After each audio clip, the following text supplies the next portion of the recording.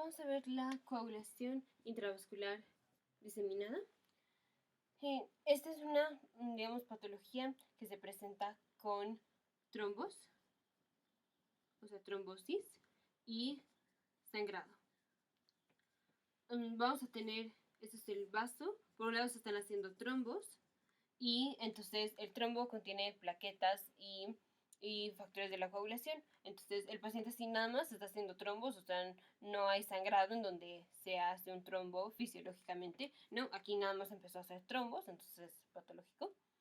Y luego en donde el paciente tiene una cortada o algo así, en donde sí hay sangrado y sí fisiológicamente habría formación de trombos, no se puede formar el trombo porque las plaquetas y los factores de la coagulación se consumieron en hacer estos trombos que en donde no había sangrado. Entonces esta coagulopatía intravascular diseminada es una coagulopatía de consumo de plaquetas y factores de la coagulación. Entonces se presenta con trombosis y sangrado. Las causas pueden ser múltiples, pero todo esto es por el mismo mecanismo. Entonces, todo esto va a llevar a activación de la cascada de la coagulación. Las causas pueden ser trauma severo, ahorita las afinamos más, pero puede ser, por ejemplo, trauma severo, endotoxinas, sepsis o daño tisular. Todo esto lleva a liberación del factor tisular. Y el factor tisular activa la cascada de la coagulación. Entonces tenemos trombos que se están haciendo. Al tener estos trombos, generamos tres cosas. Una, disminución en las plaquetas y factores de coagulación. O sea, nos estamos consumiendo las plaquetas y los factores de coagulación. Esto también puede pasar, el consumo de plaquetas, porque el daño al endotelio también lleva a la disminución en plaquetas por la agregación plaquetaria. Bueno, entonces tenemos el consumo de plaquetas y factores de coagulación. La otra es, per se, el trombo disminuye el flujo de sangre hacia adelante, o sea, es como un trombo en la coronaria. Entonces al paciente le da isquemia y necrosis. Isquemia y necrosis. Y la otra es los glóbulos rojos, cuando pasan por el trombo, son, digamos, rasgados, son, el paciente tiene hemólisis porque se están destruyendo los glóbulos rojos cuando pasan por el trombo. Entonces el paciente tiene anemia y esto se llama anemia microangiopática hemolítica. Entonces el trombo nos genera tres cosas. La disminución en las plaquetas y los factores de coagulación nos va a llevar a sangrado. Aquí por otro lado tenemos que siempre que activamos la cascada de la coagulación, o sea, estamos activando las cosas que hacen que se formen trombos, pero también al mismo tiempo ya estamos activando las cosas que finalmente van a diluir el trombo. Entonces se activa la plasmina. Y la plasmina hace fibrinolisis, destruye a la trombina, a otros factores de coagulación y disminuye la agregación plaquetaria. Y todo esto lleva a sangrado. Entonces tenemos trombos y tenemos sangrado. Este es el mecanismo de la coagulación intravascular diseminada. Ahora más específico, las causas pueden ser de la sepsis, es por las endotoxinas que liberan las bacterias, más comúnmente Escherichia coli y Neisseria meningitidis. Liberan las endotoxinas que tengan hace que los leucocitos liberen citoquinas, como es interferón gamma, interferón alfa y ¿qué otra? Interleucina 1. Y todo esto activa a la cascada de la coagulación. En trauma, un trauma severo puede ser trauma cráneoencefálico de la cabeza y lleva a liberación del factor tisular. La otra es un émbolo de líquido amniótico. Aquí esto puede ser así, nada más en un embarazo normal o en una complicación obstétrica, como puede ser desprendimiento de la placenta o así.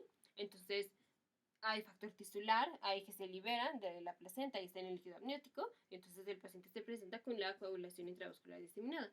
Aparte, en el líquido amniótico, o sea, se puede hacer un émbolo del líquido amniótico y este émbolo se va a a la arteria pulmonar y el paciente le da, bueno, a la paciente le da los síntomas de de embolia pulmonar por un trombo de líquido amniótico, y ahí en el trombo de líquido, en el émbolo de líquido amniótico, vamos a ver células del feto con queratina y así, porque van a ser células epiteliales las que vamos a ver. Pero bueno, aquí lo importante es que en la complicación, por ejemplo, del desprendimiento de la placenta, se libera el factor tisular y se activa la cascada de la coagulación. También rhabdomiólisis, pancreatitis. En la pancreatitis se liberan proteínas procoagulantes hacia la sangre y activan la cascada de la coagulación. También el síndrome de distrés respiratorio agudo, un aneurisma muy grande de la aorta, la anemia mielógena, la leucemia mielógena aguda, o la leucemia promielocítica, que es la leucemia mielógena aguda tipo 3, que es en donde se encuentran los cuerpos de Auer-Roth, que son inclusiones eosinofílicas y tienen mieloperoxiasa. Al degranularse, estos gránulos activan a la cascada de la coagulación. Entonces, esta leucemia es la que más comúnmente se va a presentar con una coagulación intravascular diseminada. La presentación puede ser aguda o puede ser crónica. Generalmente en la aguda nos vamos a preocupar por el sangrado. O sea, el paciente está sangrando en donde tenga los catéteres o así, va a estar sangrando y hasta puede tener choque. Entonces, aquí lo que tenemos que hacer es, 1, reemplazar plaquetas. Esto lo hacemos con transfusión de plaquetas. Y factores de la coagulación. Esto lo hacemos al dar plasma congelado fresco. Y si esto no funciona, entonces damos los crioprecipitados porque contiene fibrinógeno. Y bueno, ya el fibrinógeno nos va a ayudar a estabilizar el coágulo. Entonces, si se presenta en agudo, lo más importante es controlar el sangrado y hasta el paciente puede tener choque, entonces si no vamos a tener que tratarlo con choque. Y si es crónico, se puede presentar con sangrado, que generalmente sería un sangrado más leve, como nada más en las superficies, como en las mucosas o en la piel, o se presenta con trombosis. La trombosis se puede presentar profunda o una trombosis superficial.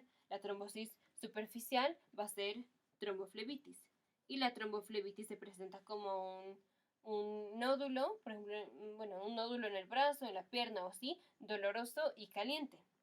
Y una trombosis profunda es, por ejemplo, la trombosis de las venas profundas de las piernas, y se puede presentar así, o sea, como con dolor en la pierna o ya con un émbolo en la arteria pulmonar.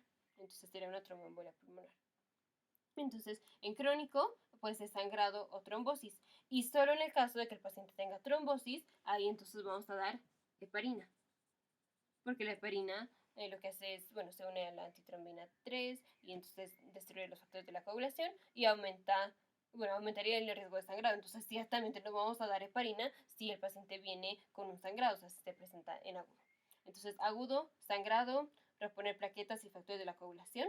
Y crónico, solo si se presenta con trombosis, entonces damos heparina. Otra cosa.